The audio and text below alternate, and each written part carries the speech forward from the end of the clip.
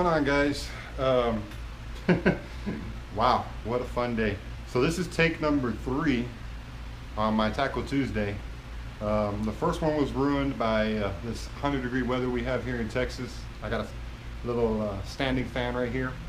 It's set up to oscillate, and every time it oscillated we got in the GoPro.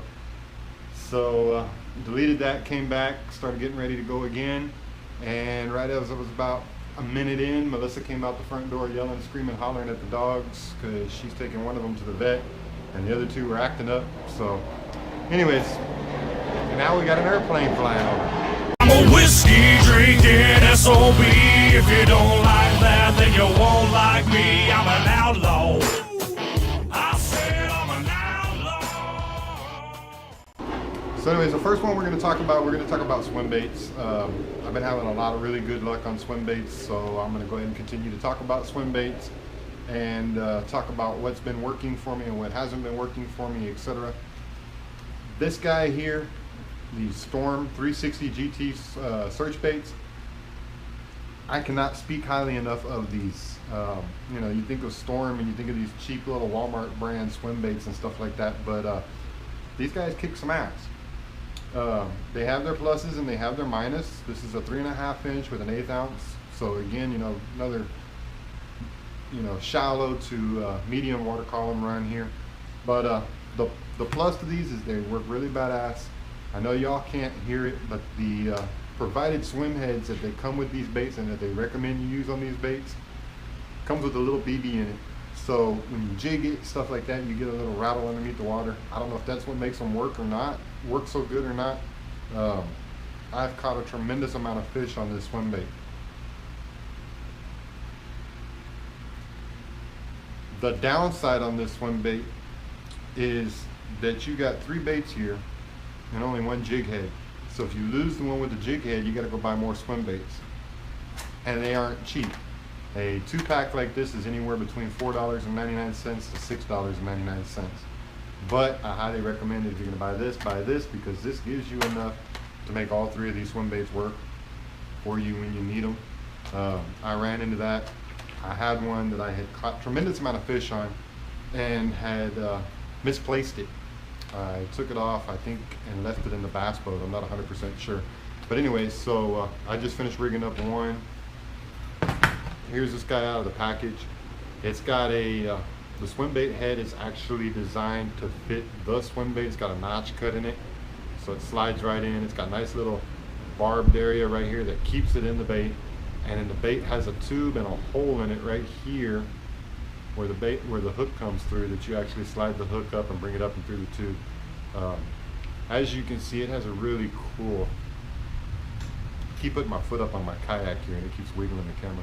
But as you can see, it has a really easy movement. It's got this little boot tail in the back that creates all kinds of chaos. And like I said, I've caught a lot of fish with this. One of the videos I'm going to put in the clip here has got the first time I ever used the bait. It was on the 4th cast. I caught a fish. It wasn't a big fish, but it was a fish. Catching is more important to me than catching big fish. You know, I like to catch big fish, but I'm just happy if I catch fish. So yeah, we're gonna move on from the 360 GT. All right, we're gonna throw this one first. Little GT360 swim bait. First time I've tried it. I've had the fish bait for about 3 or 4 months. Never have tried it, and basically running it on my new rod and reel that I just picked up a couple of days ago.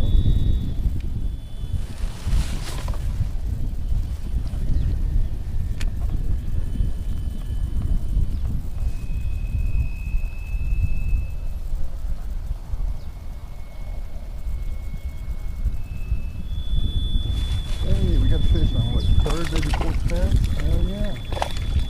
Not bad.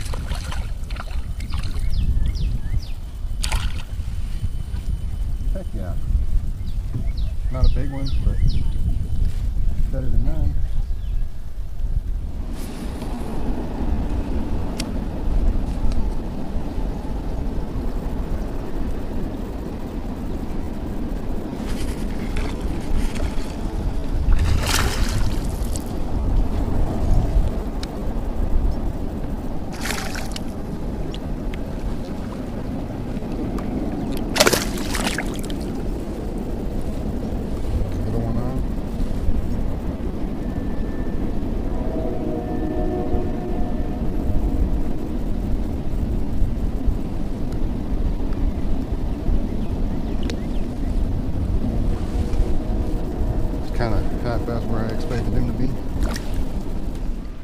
And all of this stuff will be linked down in the description, so you know, no worries there. We're going to move on to how to rig some of these bigger swim baits. This is a basically this is a Yum Pulse is what we have here. It's a little discolored because it's been in with some of my other swim baits, but this one's kind of a it says it's a Tennessee Shad color, so it's kind of a clearish, silverish, offish color. I've done dip the tail in some chartreuse dip, give it a little bit extra flare and stuff in the water. It's a big boot tail, long skinny swim bait, kind of very resembling to these outdoor alphas that I talked about last time. Anyways, what we have going on here is we've got a screw lock hook in the front. It's got a weight underneath it with a spin on it. Now the whole reason for doing this is this, of course, the weight creates the bait to run in a deeper water column, and the spin just creates flash and creates thump that makes these lethargic South Texas summer bass kind of want to throw a munch. I lost a possible PB on this bait not too long ago, and we'll have the clip in it probably right about here.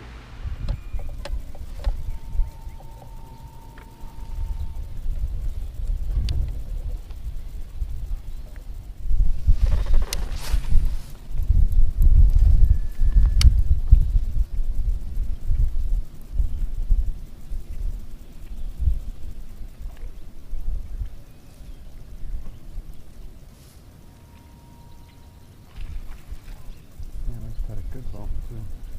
Maybe I still got the fish. Just decided holy shit! SOB, if you don't like that, then you won't like me. I'm an outlaw. I said I'm an outlaw. I'm an outlaw. Give me 2 shots. But you can go with this hook setup on just about all of your swim baits. You know, if you want something a little bit different. Another one that I like to use is this Jig Head, 3/8 ounce pearl white Jig Head that's got a spin on it already up in the front by the Jig Head, so it's going to move your spin from here up here. Again, you're just looking for that thump. You're looking to change up the pattern, looking for something that'll make them want to jump out and bite. Man, if I ain't having problems with video today, now I got a neighbor across the street that's elderly, and he's trying to back his truck in his driveway, taking 4 or 5 passes at it, in and out, in and out, in and out. And I'm sure you can hear his truck in the video. But anyways, it's going to keep on going here. This particular hook setup can be used on all of your bigger swim baits, your 4, 5, 6 inch stuff. Or actually not even 4s, I would say 5, 6 inch stuff. Great for these alpha outdoors that we talked about in the last video. Hell, they're even great for stuff like flukes and stuff like that.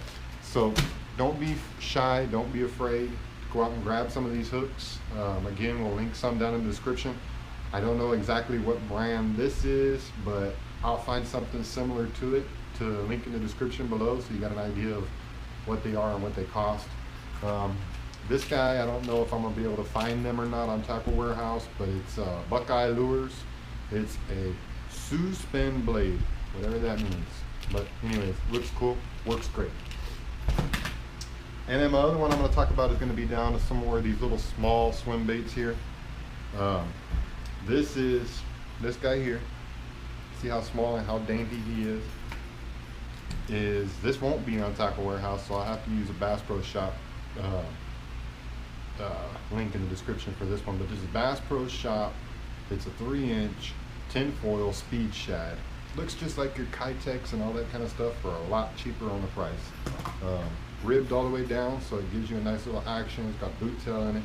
And like I said, this is a tinfoil shad, which is basically clear with lots of black and silver metal flake in it. Again, representing bait fish. I want this one to run a little bit shallower, so I put it on that mustad hook that we talked about last week's video. I'll link last week's video in the description for this video. I'll link last week's video in the description for this video, so you can go back and check out these hooks. But basically just put it in on the stopper, bring it up and through the bait, come across, and you can either run this guy down a little bit like this, so it'll actually let that hook get a little bit more exposed. But working in hydrilla and stuff like that, you're gonna end up getting, you know, stuff caught on it. The bait is pretty flexible, as you can see, so there's no issue with a bass chomping down on it. But my taste, I'm gonna run it up like that, so that way that tip is just barely buried up in the plastic, give me a little bit extra protection.